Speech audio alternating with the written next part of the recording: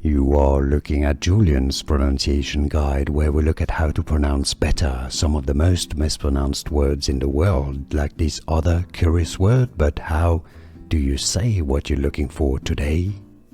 Let's learn how to pronounce these words once and for all. I know it's a bit confusing. I get confused by it. The verb is imagine, imagine, and the pronunciation here is similar, but with a D at the end. So imagined, imagined. The stress goes on the ma syllable, second syllable.